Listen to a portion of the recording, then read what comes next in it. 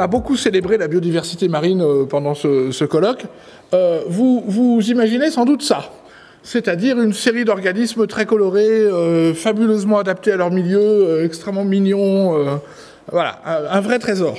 Mais en fait, vous oubliez une partie qui est invisible, mais essentielle, qui sont leur stade de développement.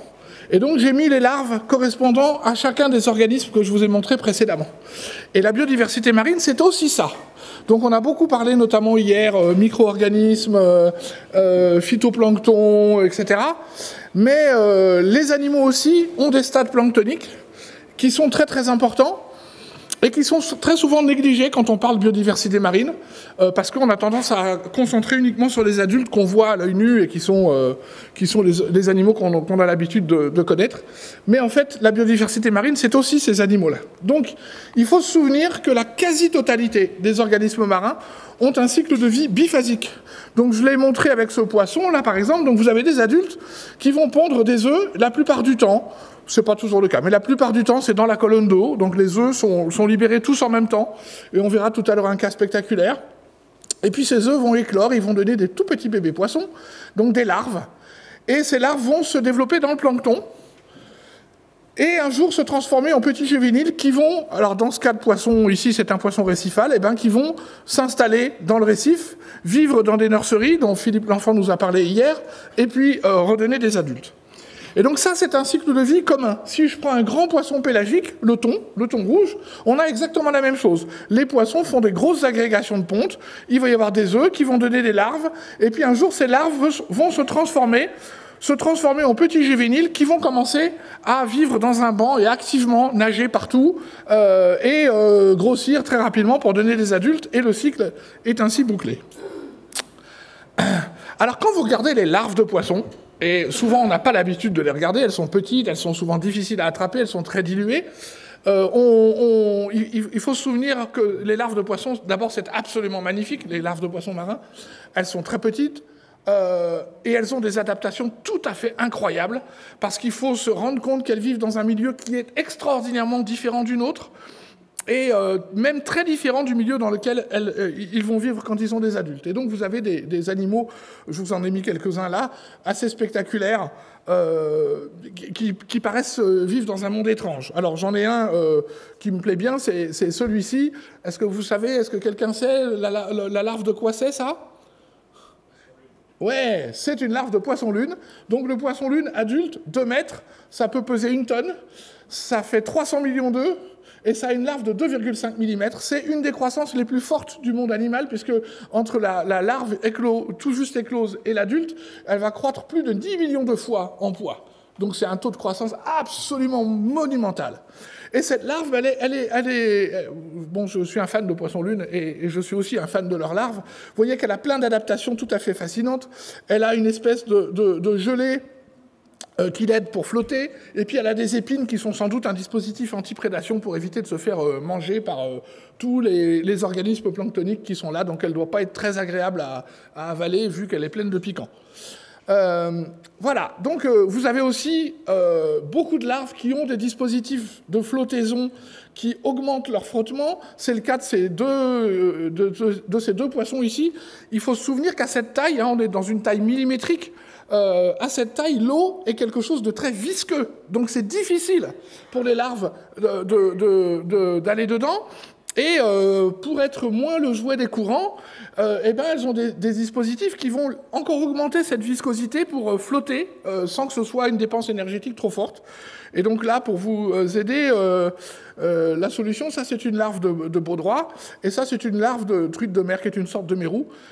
Et vous voyez ça très très fréquemment chez les larves de poissons marins, ces dispositifs de ces grands rayons très développés, tout à fait fascinants. Voilà, donc les stades larvaires des organismes marins, et je vais focaliser mon propos aujourd'hui sur les poissons, mais on pourrait dire la même chose pour les crustacés, les mollusques, etc. Eh bien, ils jouent un rôle fondamental dans l'océan, mais ils sont encore vraiment trop mal connus. Alors d'abord, évidemment, ils assurent le remplacement de générations, et c'est évidemment très important pour les ressources halieutiques. On peut discuter tout ce qu'on veut de la pêche au thon, de toutes les sortes de pêche. S'il n'y a pas une arrivée, un recrutement de larves régulier, vous bloquez le processus, la population s'effondre, et on en discutera sur les récifs de coraux. Par ailleurs, les stades larvaires assurent souvent une dispersion des animaux et donc un brassage génétique. Si vous prenez des animaux qui vivent inféodés sur un récif, par exemple, eh bien, ils font des œufs dans la colonne d'eau, les œufs et les larves sont dispersés, et c'est ça qui assure qu'il va y avoir colonisation de plein d'endroits différents. Et puis enfin, dans le zooplancton, bien sûr, ils forment la base de la chaîne alimentaire des océans, c'est-à-dire qu'ils sont une source de nourriture pour beaucoup de poissons. Et il y a même des théories que les gens appellent souvent des théories Gaïa, qui disent que les récifs produisent des quantités invraisemblables de gamètes, et donc finalement de larves, et que ces larves vont revenir doucement sur le récif et vont nourrir le récif. Donc le récif... Finalement, un récif corallien produit sa propre nourriture en produisant un excès gigantesque de larves qui vont ensuite servir pour assurer sa subsistance. Donc on peut discuter sur les implications philosophiques de ce système qui est assez fascinant. Voilà. Et donc, dans tous les cas, il y a un moment dans le cycle, une véritable métamorphose qui sépare les stades larvaires des juvéniles. Et ici, j'ai mis le modèle qu'on utilise dans mon laboratoire, le poisson clown. Voilà la larve pélagique, ça c'est une larve à l'éclosion. Et voilà le poisson, une quinzaine de jours après, qui est un petit juvénile qui va s'installer dans une anémone de mer et y vivre tranquillement. Et donc, ce qui sépare ces deux stades, c'est une véritable métamorphose. Et donc, je vais aller discuter un petit peu avec vous ce que c'est que la métamorphose. Alors, je redis, cette métamorphose en particulier, c'est une étape fondamentale du cycle de vie. C'est une étape où il y a une décision qui est prise, une décision très difficile, qui la plupart du temps est ratée. C'est-à-dire que le destin normal d'une larve de poisson, c'est de mourir. Hein. On a vu hier avec Philippe L'Enfant, en gros, 1,2 million vont donner un adulte. Donc le destin normal d'une larve, c'est de se retrouver mangé par quelqu'un. Mais c'est une étape quand même qui doit réussir et sur laquelle on sait très très peu de choses. Et donc c'est ce dont je vais discuter beaucoup aujourd'hui. Donc déjà, on va faire un peu d'étymologie. Qu'est-ce que c'est qu'une métamorphose? Métamorphose, de méta, changement, morphe, forme. Dans une métamorphose, et c'est bien illustré par cette transformation d'un dieu en dauphin, dans une métamorphose, il y a un changement de forme. Et donc, on en parle dans notre quotidien, quand on parle de la métamorphose d'Odette en cygne, par exemple, dans le lac des Cygnes. Mais voilà, il y a une définition zoologique, à moi celle que j'utilise, c'est ça, c'est la période de vie d'un animal qui correspond au passage d'une forme larvaire à une forme juvénile ou adulte et qui se manifeste par des changements spectaculaires. Le mot important là, c'est spectaculaire. Alors voilà, la métamorphose, le modèle de métamorphose typique, c'est la transformation du tétard en grenouille, qui est une transformation spectaculaire. Vous avez un petit organisme aquatique, vous finissez par un petit organisme terrestre, et il n'avait pas de pattes, il a finalement des pattes, il perd sa queue, c'est spectaculaire, et c'est ordonné.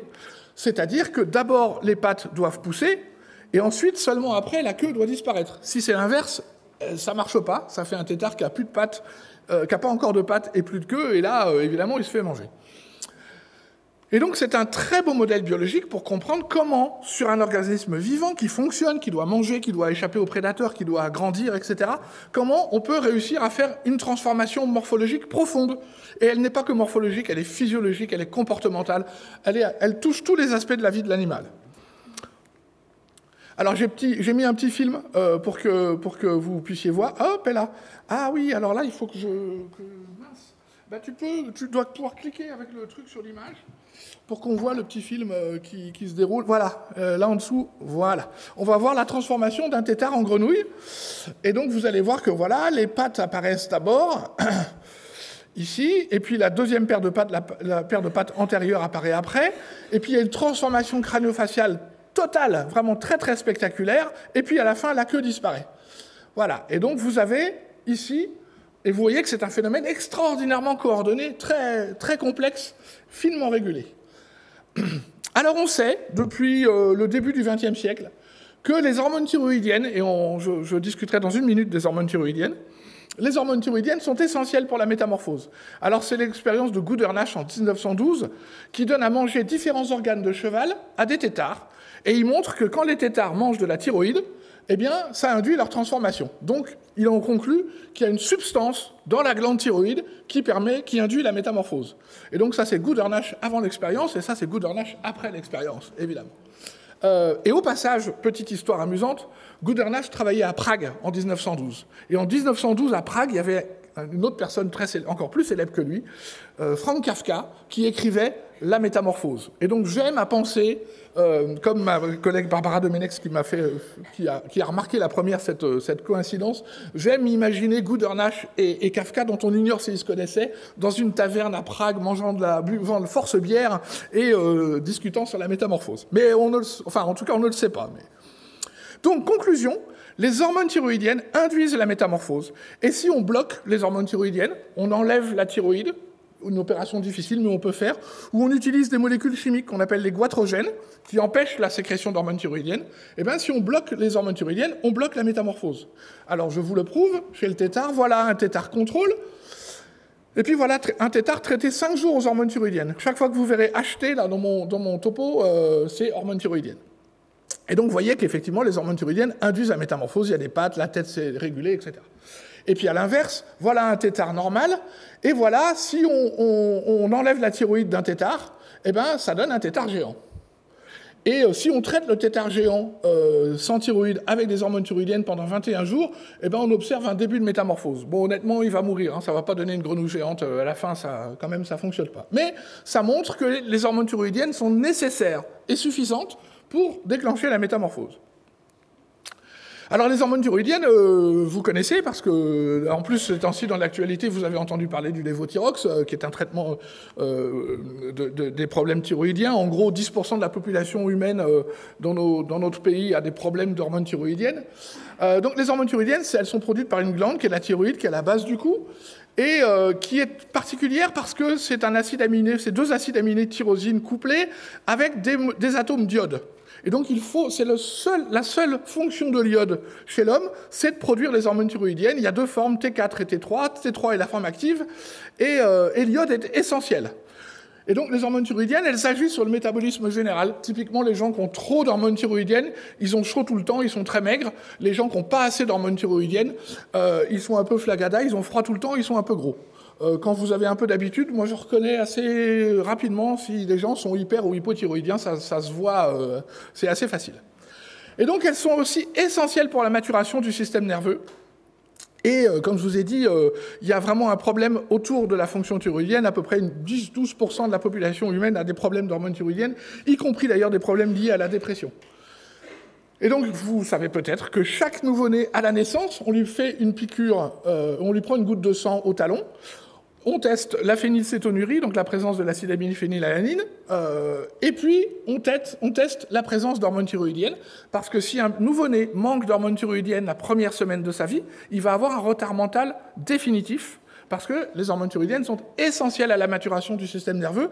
C'est le crétinisme. Et au début du XXe siècle, il y avait encore dans les Alpes beaucoup de crétins, le crétin des Alpes, en voilà un, qui étaient des enfants qui ont manqué d'iode.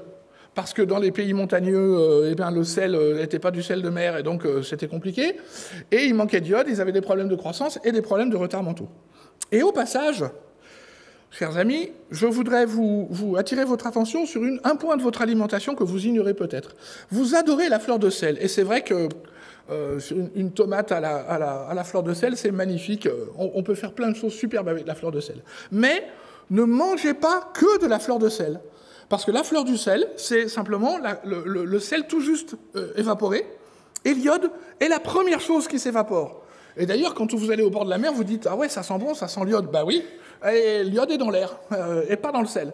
Donc la fleur de sel ne contient pas d'iode. Et si vous salez vos aliments uniquement avec de la fleur de sel, vous n'aurez pas assez d'iode pour votre alimentation, et ça arrive à une fraction importante de la population.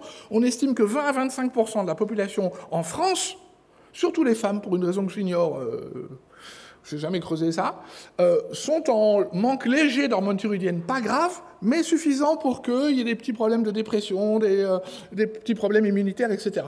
Et donc en France, il y a une loi qui oblige à ce que le sel soit iodé. Donc, mangez de temps en temps de la fleur de sel, ça m'arrive, mais ne mangez pas que de la fleur de sel. Utilisez du bon vieux sel iodé, c'est marqué dessus, hein. C'est très important pour votre santé. Voilà, c'était le conseil de Tonton Lodé du samedi matin. Vous vous en trouverez bien. Bon, alors, on va revenir à la métamorphose. Donc, dans ce parcours-là, il y a un climax. Et le climax, c'est le moment où les changements morphologiques sont les plus importants. Bah là, c'est l'apparition des pattes, le début de la disparition de la queue. Eh bien, à ce climax, quand on mesure la quantité d'hormones thyroïdiennes dans l'organisme, on voit que coïncide à ce climax un pic d'hormones thyroïdiennes. Donc il y a bien eu, effectivement, déclenchement avec le déclenchement de la fabrication, de la synthèse et de la libération dans le sang des hormones thyroïdiennes. Et ces hormones agissent sur des récepteurs qui sont dans les tissus. Et, quand on regarde l'expression des récepteurs, il y en a deux, TR-alpha et TR-bêta, eh bien on voit qu'il y a un des récepteurs qui pique, dont la quantité pique au moment du climax. Donc il y a beaucoup d'hormones, beaucoup de récepteurs, donc beaucoup de réponses à l'hormone, et on met vraiment en route le processus. Voilà, donc ça c'est bien connu chez le tétard, et on comprend bien comment ça marche. Et évidemment, le point qui est essentiel, c'est qu'est-ce qui contrôle la fabrication des hormones thyroïdiennes, puisque c'est la fabrication et la sécrétion dans le sang des hormones thyroïdiennes qui déclenche le processus. Alors, ce qui déclenche ça, en fait, c'est le système nerveux. Et donc, notre système nerveux, évidemment, je suis désolé, j'ai oublié de traduire la partie haute, là, notre système nerveux, il va écouter, sentir ce qui se passe dans l'environnement. Donc, dans l'environnement, c'est est-ce qu'il y a des prédateurs? Est-ce que si je suis un tétard, est-ce qu'il y a assez d'eau? Quelle est la densité en compagnon? Est-ce qu'il y a des proies? Est-ce que tout va bien? Est-ce que la lumière... L'état physiologique, eh ben, c'est est-ce que j'ai assez mangé? Est-ce que j'ai assez de réserve? Vous verrez que c'est un challenge métabolique important. Et si tout va bien, le système nerveux va contrôler, par un axe qu'on appelle l'axe hypothalamo-hypophyso-thyroïdien, va contrôler la fabrication d'hormones thyroïdiennes, et on va retrouver notre pic ici, et donc notre déclenchement de la métamorphose. Donc au départ, c'est vraiment le système nerveux qui va intégrer les données environnementales, les données physiologiques pour déclencher le processus et faire que la bonne décision se passe. Et moi, ce qui nous intéresse dans mon labo, c'est de comprendre comment cette décision-là, elle se fait, mais pas dans un modèle comme le Xénope au labo, mais dans la vraie vie, sur un poisson marin qui est dans l'océan, là, comment il sait, entre guillemets, que « ah, ça y est, il faut y aller ». Donc c'est ça qu'on essaye de comprendre. Alors, je vous ai dit tout à l'heure, et je vous répète, y compris chez les vertébrés, la métamorphose est extrêmement fréquente. Je ne vais pas rentrer dans le détail, mais il se trouve que la naissance chez l'homme, c'est biologiquement parlant exactement la même chose que la métamorphose. Il se passe exactement la même chose que dans la métamorphose du tétard. Donc, en bref, tous les vertébrés métamorphosent d'une façon ou d'une autre. Alors chez les poissons, évidemment, c'est le cas aussi. Et il y a un cas vraiment spectaculaire chez les poissons, c'est les poissons plats. Donc là, vous reconnaissez la plie, le carlet, le turbo, la sole, très très excellent poisson. Regardez de près la prochaine fois que vous allez chez le poissonnier, ils ont les deux yeux du même côté du corps. Donc par exemple, ici, sur ce côté-là. Et quand la larve naît, eh bien, elle a une symétrie bilatérale avec un œil de chaque côté. Et au cours de cette métamorphose, la larve va s'aplatir sur le côté et vous voyez qu'il y a un œil qui va migrer complètement de l'autre côté du corps pour donner un poisson terriblement asymétrique, une espèce d'œuvre de science-fiction incroyable, qui est le poisson adulte. Le tout en restant actif, en échappant aux prédateurs, en trouvant à manger, etc. Eh bien, cette métamorphose, elle est contrôlée par les hormones thyroïdiennes exactement de la même façon que la métamorphose du tétard en grenouille. Je ne vous ai pas mis la démonstration. Et en fait, quand vous regardez la quantité d'hormones thyroïdiennes au cours du développement post-embryonnaire, donc de la transition larve-juvénile, dans plein d'espèces de poissons, vous voyez à chaque fois un pic d'hormones thyroïdiennes, et ce pic coïncide avec cette transformation de la larve en juvénile. Alors, nous, on s'intéresse dans le labo aux poissons coralliens, et on s'intéresse aux poissons coralliens parce qu'ils ont une extraordinaire diversité de couleurs, de formes, etc., mais aussi de cycles de vie. Et honnêtement, pour vous raconter l'histoire, quand j'ai commencé à travailler sur des poissons coralliens il y a 6-7 ans, je suis un dingue de poissons. Je suis venu à la recherche par des poissons. J'ai toujours adoré les poissons coralliens et j'ai eu envie de travailler sur les poissons coralliens. Je n'avais pas une idée tellement plus originale que ça, mais ça me plaisait. Je me suis dit, allez, tiens, on va faire ça. Et en fait, je n'avais pas réalisé que c'était une superbe idée. Et vous allez voir tout de suite pourquoi c'était une très très bonne idée. Mais honnêtement, je ne le savais pas au début. Alors voilà des larves de poissons coralliens. Hein, ils ont des larves comme tout le monde. Vous trouvez, pareil, des bestioles assez fascinantes. Et on va beaucoup discuter de celles-là, vous allez voir. Et là, je vous ai mis les adultes. Donc ça, c'est une larve de poisson papillon. Ça, c'est une larve de baliste. C'est une larve de poisson soldat. Et c'est une larve de poisson chirurgien. Et c'est de celle-là dont je vais discuter. Mais je trouve ces animaux absolument extraordinaires. C'est-à-dire adultes, mais les larves sont aussi des animaux incroyables. Vous voyez bien, quand vous voyez ces animaux, combien ils vivent dans un monde d'étrangeté par rapport à nous, et je trouve ça fascinant. Donc notre modèle, c'est ce petit poisson-là, le poisson chirurgien bagnard, Acanthurus triostegus, qu'on appelle en polynésien le manini, et qui donc vit en Polynésie française, enfin dans l'Indo-Pacifique en général. Alors il a un cycle de vie tout simple, enfin typique. Donc les parents font des grandes agrégations de pontes, on va le voir dans une minute, et pondent des œufs. Alors ces grandes agrégations de pontes, je vous les montre. Bah, normalement, il démarre tout seul, mais pareil, si tu veux bien cliquer dessus. Voilà, alors c'est pas exactement la même espèce, c'est un poisson tout noir, et vous voyez qu'ils se mettent tous ensemble, et puis, pour éviter la dilution des gamètes, eh ben, ils libèrent leurs gamètes en même temps, et vous voyez qu'il y a des quantités de gamètes prodigieuses, l'eau devient toute blanche, hein, vous voyez, ils montent à la surface. Alors ils montent à la surface parce que leurs œufs, une fois fécondés, doivent être pris par les courants et partir au large. Et puis, vous voyez tout de suite que, immédiatement, vous allez voir, tiens, hein, y a tout le monde qui arrive et niap, niap, niap, niap, niap. Hein, le petit déjeuner est servi, allons-y. Hein, petit, gros poisson, tout le monde vient à la becqueter. Donc, quand on dit qu'il y a un taux de mortalité extraordinaire, bah oui, hein, parce que c'est tout de suite comme ça.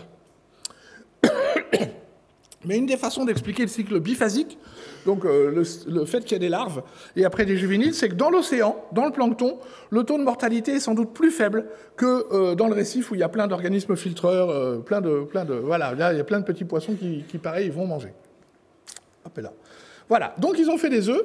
Ces œufs sont emportés par les courants dans la colonne d'eau et vont donner des petites larves. Et ces larves vont manger du plancton et vont grossir. Et un jour, elles vont rentrer sur le récif et elles vont se transformer morphologiquement, passer la crête du récif, et puis trouver une zone de nurserie où elles vont grossir. Et là où c'est un modèle vraiment génial, c'est que vous pouvez arriver avec un filet de crête ici et attraper les larves qui rentrent. Et je n'avais pas conscience de ça au début, mais c'est fondamentalement important, parce que c'est le poisson qui vous dit « je rentre ». C'est lui qui fait le pas. C'est pas moi qui décide, ce poisson est en train de métamorphoser. C'est lui, un soir, les nuits sans lune, parce qu'ils sont attendus par des rangées de dents. Hein, même chose que ce qu'on a vu là, quand ils rentrent, et les nuits sans lune, les prédateurs attendent là, et tac, tac, tac, tac, tac, tac, tac. Serge Plane m'a raconté, que j'ai jamais vu ça moi en plongée, mais Serge Plane m'a raconté, c'est extraordinaire. Tu vois tout le monde qui se précipite et qui mange les larves. Le taux de mortalité à l'entrée dans le récif, les nuits sans lune, et parce que les nuits avec lune, ils rentrent pas, c'est trop dangereux, c'est 90%. Donc c'est vraiment, voilà, c'est une vraie aventure. Hein. Quand vous voyez un poisson corallien adulte, pensez, respectez-le, c'est un miraculé.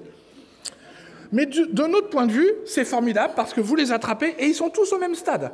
Ils sont à un stade qui correspond pour tous à l'entrée sur les récifs. Donc ça les synchronise. Et ça c'est essentiel pour les expériences que je vais vous montrer après.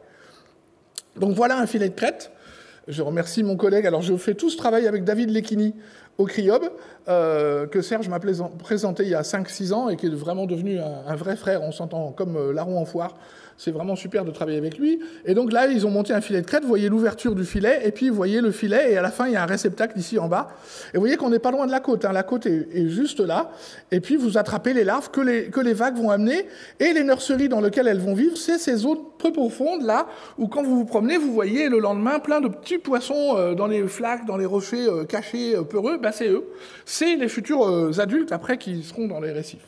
Voilà, donc ces zones-là sont des zones très très importantes parce que c'est là les nurseries qui servent pour ces poissons. Alors le changement est spectaculaire. Ça, c'est un poisson attrapé à la crête à minuit. Et ça, c'est un poisson le lendemain matin à 6 heures.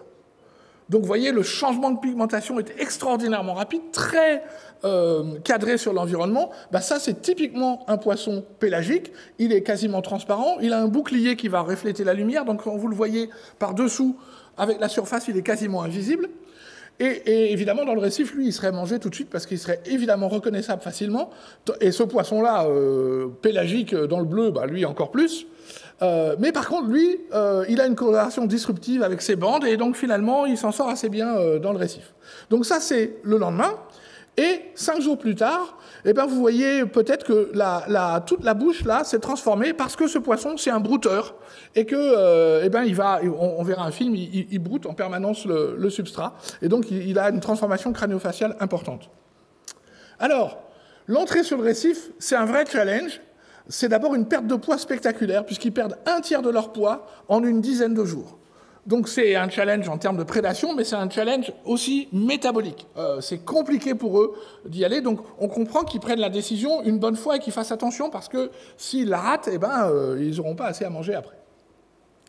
Je vais passer vite, mais vous voyez ici, par exemple, on remodèle complètement l'intestin, et puis il y a la dentition qui va apparaître en rouge, là, au fond de la bouche, c'est des radios 3D de la bouche de ces animaux. À la crête, vous voyez les restes des dents qui ont servi de carnivores, et ici, les dents bleues aussi, c'est aussi des dents pointues qui servent comme pour un carnivore, et puis vous avez les grosses dents ici qui vont servir à racler les rochers pour aller capturer des algues. Alors, on a capturé des poissons à la crête, et puis on a regardé le taux d'hormones thyroïdiennes. Et donc, on est à la crête, on est ici, et vous voyez que le taux d'hormones thyroïdiennes baisse tout du long. Alors, on s'est dit, on voit une baisse, qu'est-ce qui se passe? Bon, finalement, on a réussi à attraper des poissons qui étaient dans l'océan profond. Ça a été extraordinairement difficile. À la fin, on a loué un thonier, et on a fait des traits de filet à plancton. Alors les marins du thonier étaient quand même très très étonnés qu'on s'intéresse à des toutes petites choses comme ça, alors que eux d'habitude c'était ça.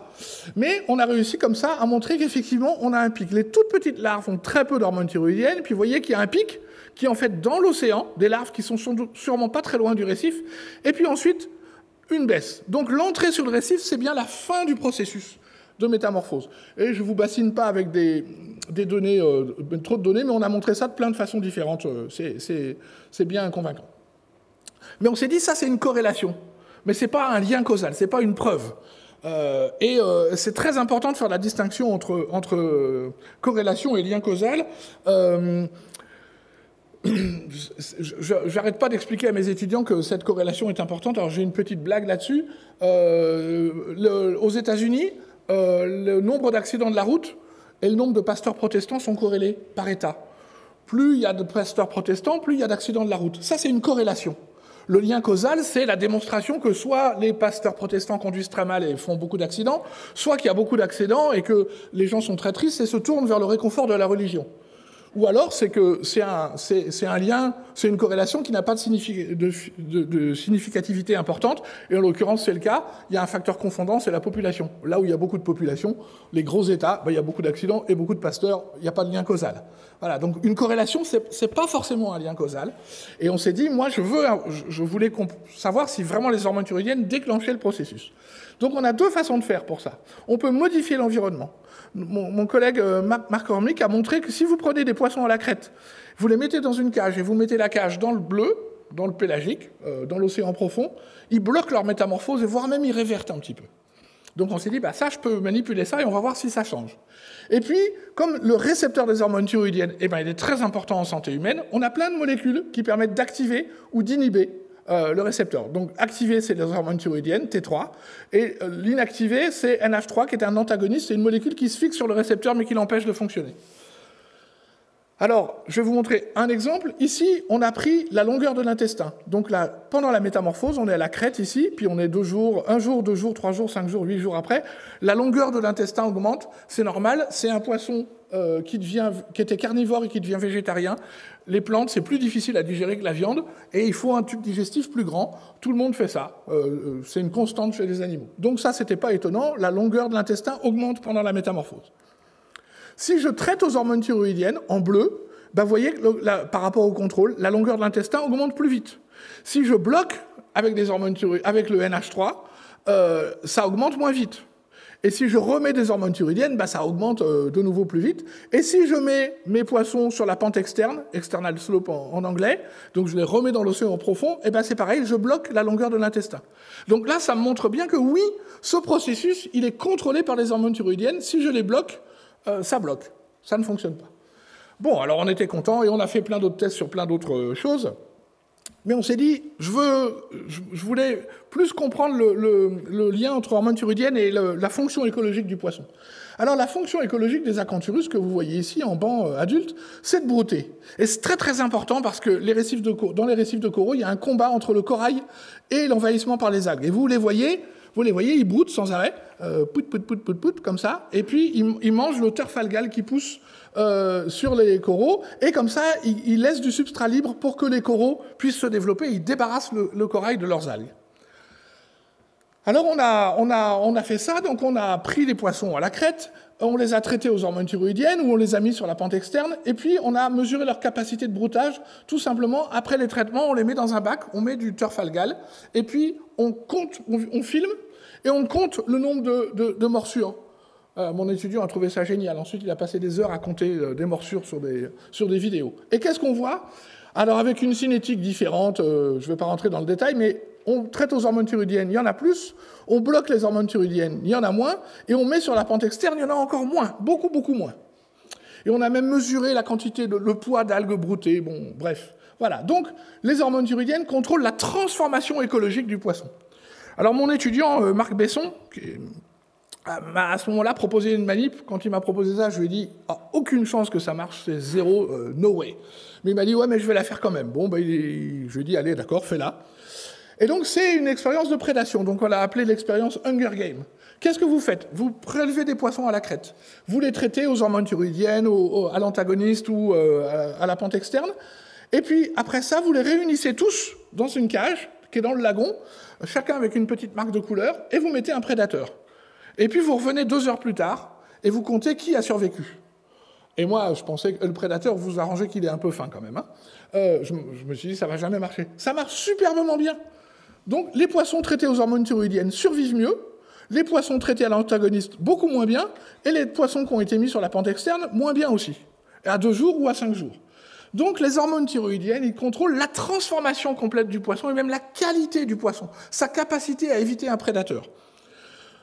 Alors, on s'est dit, bon, ok, mais pourquoi? Comment ça peut marcher? Parce qu'ils échappent aux prédateurs, mais ça peut être plein de choses.